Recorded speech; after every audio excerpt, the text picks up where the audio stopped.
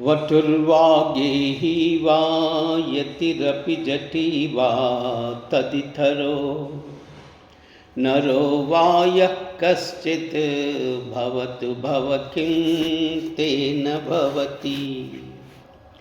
यदीयं हृत्पद्मं यदि भवददीनं पशुपते तदीयः त्वं शम्भो भवसि भवभारं च वहसि। गुहायां गेहे वा बहिरपि वने वा त्रिशिखरे जले वा वन्यौ वा वसतु वसते किं वद फलम्। सदा यः वैवान्तकरणमपि शम्भो तव पदे स्थितं चेत् गोसौ स च परमयोगी स च सुखी। असारे संसारे जडनिज भजन दूरे जडदिया भ्रमन्तं मामन्दं परमकृपया पातुमुचितं।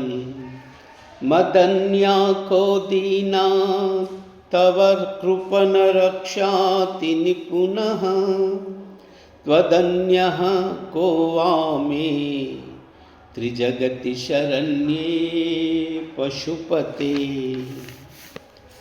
प्रभुत्वं दीनानां खलु परमबन्धु पशुपते प्रमुख्योऽहं तेषाम् अपि किमुत बन्धुत्वमनयोः। त्वयैव क्षन्तव्या शिव अपराधश्च सकला प्रयत्नात् कर्तव्यं मदवनमियं बन्धुसरणी। उपेक्षा नो चेत् किं न हरसि भवध्यानविमुखां दुराशा भूयिष्ठां विधिलिपिमशक्तो यदि भवान्। शिरस्तद्वै दात्रं न खलु सुवृत्तं पशुपते कथं वा निर्यत्नं करनकमखेनैव लुलितम्। विरिञ्चिर्दीर्घायुर्भवतु भवता तत्परशिरः चतुष्कं संरक्षं सकलु भुवि दैन्यं लिखितवान्। विचार को वा मां विशदकृपया पाति शिवते कटाक्षा व्यापारा स्वयमपि च दीनावनपरः। फलाद्वा पुण्यानां मयि करुणया वा त्वयि विभो प्रसन्नेऽपिन स्वामिन् भवदमलपादाब्जयुगलं। कथं पश्येयं मां स्नगयति नमः सम्भ्रमजुषां नीलं पानं श्रेणिर्निजकनकमाणिक्यमकुटैः। त्वमेको लोकानां परमफलदो दिव्यपदवी वहन्तं त्वन्मूलां पुनरपि भजन्ते हरिमुखा।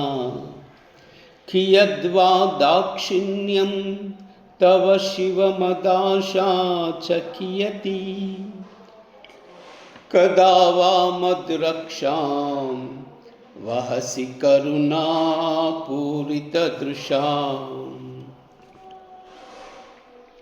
दुराशा भूयिष्ठे तुरतिपिगृहद्वारघटके दुरन्ते संसारे दुरितनिलये दुःखजनके। मदायासं किं न व्यपनयसि कस्योपकृतये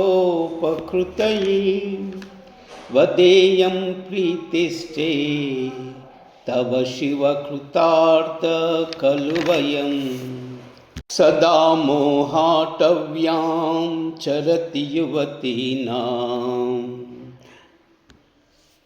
कुचगिरौ नटत्याशा शाखा स्वटति झटति स्वैर्यमभितः कपालिन भिक्षो मे हृदय कपि अत्यंत चपलं दृढ़ं भक्त्या बद्ध्वा शिव भवददीनं कुरु विभो।